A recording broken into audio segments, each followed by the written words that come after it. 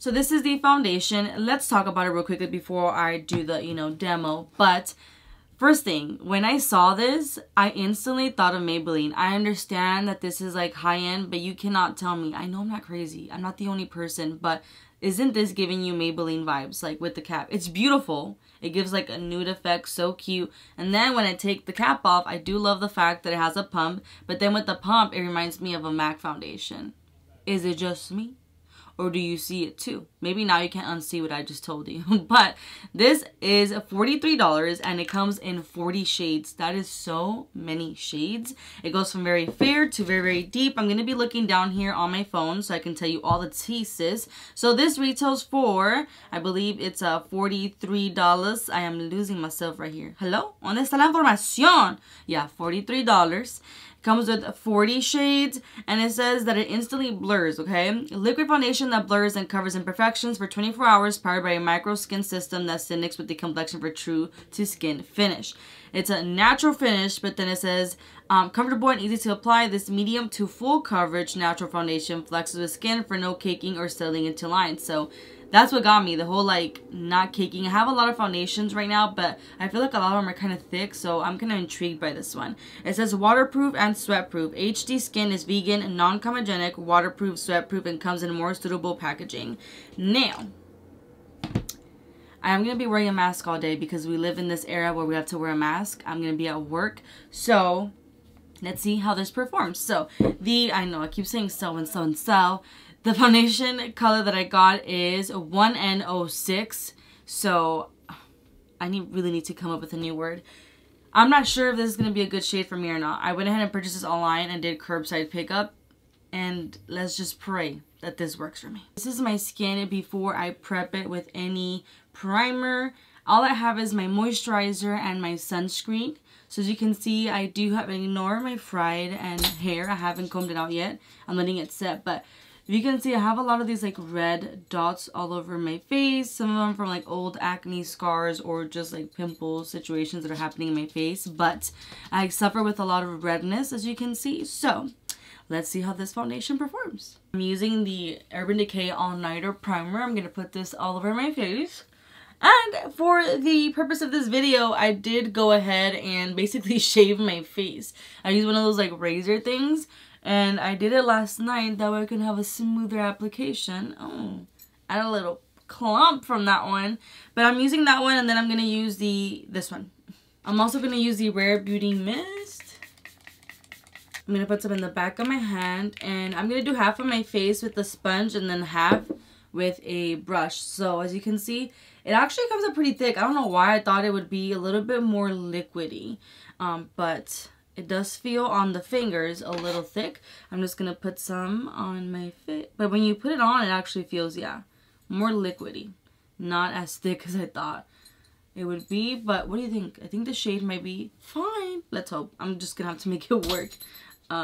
What I've heard is that this oxidizes a little bit. So we will see. I'm hoping that's not really much the case for me. My beauty blender is damp.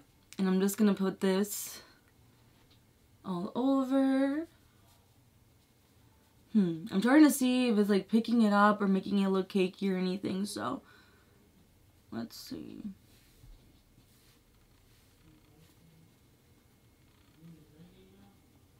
Now, this is half of my face with foundation and the other half without. And I can tell you that it looks pretty natural, right? Especially with the sponge. Most of the time you get more sheer coverage with the sponge because it's damp and it's picking up the product. You can still kind of see a little bit some of my imperfections, but I feel like if I were to go with another layer, it might cover it a little bit more. But this is kind of what I was wanting. I wanted like an everyday foundation that I could use all the time and still make it look like skin, and it doesn't feel like you have foundation on. Like, it just feels nice. I don't know how else to explain it. But let me go ahead and do the other side with a brush. The brush I'm going to be using is this Sigma F80 Air. And I'm just going to tap that into the skin. I know, my hair is like on the way. And ignore, Ronaldo's trying to get on top of the bed right now. He made it!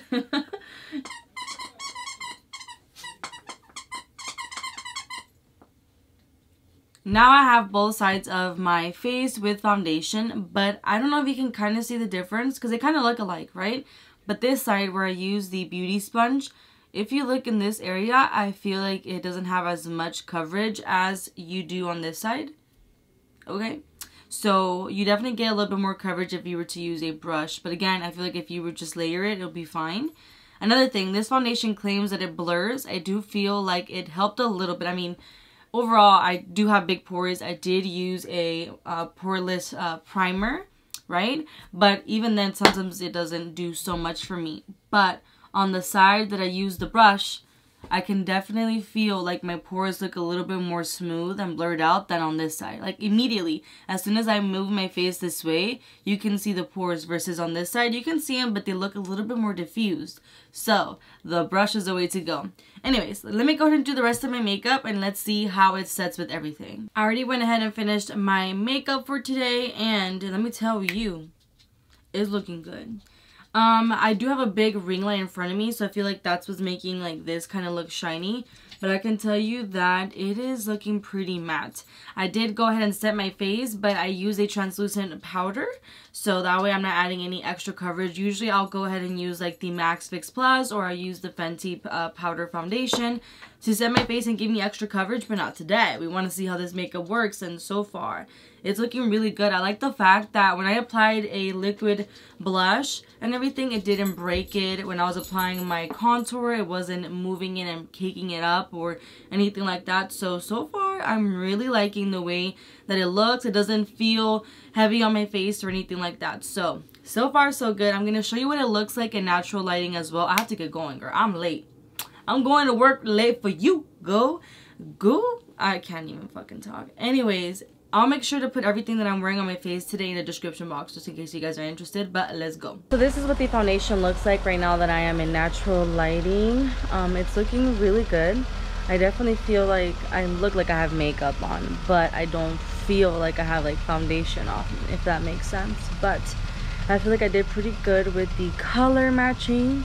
And yeah, I mean, I naturally have wrinkles on my forehead, so I'm not even tripping about that too much.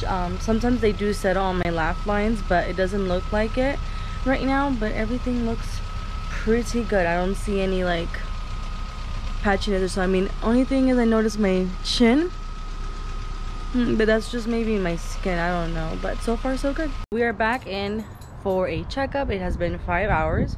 I actually went to work, came back, now I'm working from home, so it's time for a check-in. Well, the mask definitely messed it up. There's a lot of cakiness going around. Not sure if the camera's gonna be able to pick that up, but a lot of cakiness going around here. But again, I blame the mask. But if it weren't for the mask, I think it would have been fine. In different lightings, it looks a little bit different. Like right now, I feel like it looks decent in this lighting. When I go inside, it looks oily. So let me show you.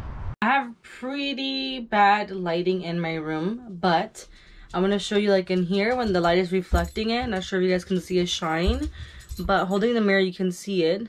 I am oily. Again, I have combo oily skin, but this is 5 hours in. I'm gonna go ahead and blot, and then I'll check in a little bit. We are back. It is currently 8 something. It is actually 8:35 to be exact. PM. So this has been over 12 hours of wear, almost 13 hours, and shine bright like a diamond. Hey, shine bright like a diamond. Listen, it's not too bad. Now, of course, I would have loved to try out this foundation not requiring me to wear a mask, because yeah, this whole situation, like from here where the mask usually is looking a little crazy, but it's actually not as bad as I thought it would be. And even though I'm extremely oily right now, and I think my oily girls can understand this, I don't feel disgusting. Like sometimes when you just wear your makeup for so long, and if you're oily, you just feel it on your face and it feels so gross and you just want to wipe your face off immediately. Right now, I do not. And I feel like it didn't oxidize as much. I feel like I did pretty good with the color match, and the oxidizing doesn't seem bad at all, at least for me. Again, the shade that I used is the 1N06. Usually I do like ivory when I do like drugstore products. I do have like a pink undertone, but I try to not wear pink undertone foundations because I'm trying to eliminate that, you know what I'm saying? But anyways, this is what it looks like. Let me actually zoom you in so you can see all the crusty musty stuff. Not gonna lie, I'm feeling a little bit embarrassed, but as you can see, oily. And my pores don't look too bad, but oily. But you see the mask really effed this up here. All of this. But not too bad. I mean, given the fact that it was 12 hours wear, not too bad. And yes, I need to rip my lashes off, girl. It's the end of the night. I honestly have never owned a Makeup Forever foundation. I think maybe I would have gotten like a sample once upon a time from Sephora on their like old, I'll just say recipe, their old formula. But this one's actually nice. I did like the fact that it went on pretty well. You don't really feel it, which is very interesting because I feel like maybe all the foundations that I have right now either expired or they're pretty like heavy duty. So the fact that this one's so easy to build, you can do very natural look, you know, with the sponge, you saw that. Or if you want a little bit more of a full coverage, you'll use like a brush. But overall, I think it's pretty good. I don't know how long it'll last me. It is pretty pricey. It is $43, but why don't you give it out a try for yourself? I do feel like it did blur out a little bit my pores in the beginning, but of course this is like a long wear situation right now. But personally, I think it's actually pretty good. I'm gonna keep using it and see if there's any updates. So if you guys want to follow me on Instagram and see if I have, you know, changed my mind, or if you want to ask me about it, you're more than welcome to. But yeah, this is my review. I hope you guys like it. If you did, make sure to hit that like button, subscribe to my channel if you haven't already, hit that bell button to get notified when I upload new videos. You're more than welcome to follow me on Instagram, Snapchat, and TikTok. I post little previews of what I'm filming and all the good stuff. And then Ronaldo right now, he's active, he's wanting to play. I'm like, boy, it is like 8:42 p.m. right now. What you doing? Anyways, thank you so much for watching, and I'll see you on my next video. Bye!